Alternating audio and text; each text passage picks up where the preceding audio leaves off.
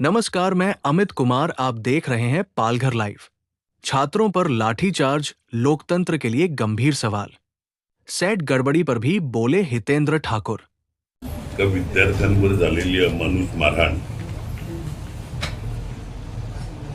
आपल्या देशात म्हणजे जगातली सगळ्यात मोठी लोकशाही आणि या जगातल्या मोठ्या लोकशाहीमध्ये आपण आंदोलन करू शकत नाही। विद्यार्थ्यांचे प्रश्न मला जास्त माहिती आहेत। 40,000 विद्यार्थी मी शिकवतो शाळा कॉलेजमध्ये। आज इंजिनिअरिंगचं असो, MBAचं असो, MCAचं असो, सगळ्या CET मध्ये गोंधळ हा ठरलेला आहे। साधारणतः आपण आपल्या बालवयापासून बघत आलो किंवा आम्ही कॉलेजमध्ये होते त्यावेळी जून मध्ये कॉलेज चालू व्हायचं। आता सप्टेंबर न ऑक्टोबर पर्यंत कॉलेज चालू होत नाही, ही परिस्थिती आहे या गोंधळामुळे। खरं म्हटलं तर कालचा लाठीचार्ज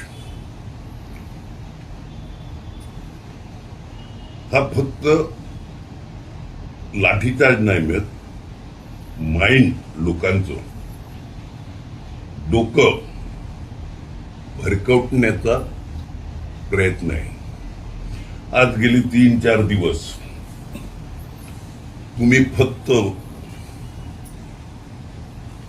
त्या एंट्रन्स एक्झाम ह्याच्यावर बोलतायत।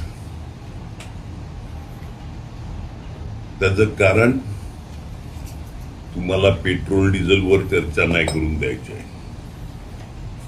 तुम्हाला इथेनॉलवर चर्चा नाही करून द्यायची आहे। TET म्हणजे टीचर्स एंट्रन्स टेस्ट जे शिक्षक भरायचे ते लाखो न करोडो रुपये नि पेपर लीक होतात, त्याच्यावर कोण बोलणार? इथेनॉलचा प्रश्न, त्याच्यावर कोण बोलणार? भाववाढ म्हणजे पेट्रोल डिझेलची पण असेल आणि जीवनावश्यक वस्तू, त्याच्यावर कोण बोलणार? आणि एकच आहे का आजपर्यंत लोकांना एका विषयावरून दुसऱ्या विषयावर, मग मागचा विषय बंद करा, तुम्ही विसरून जा, या पद्धतीने ही चाललेली सगळी काम आहे।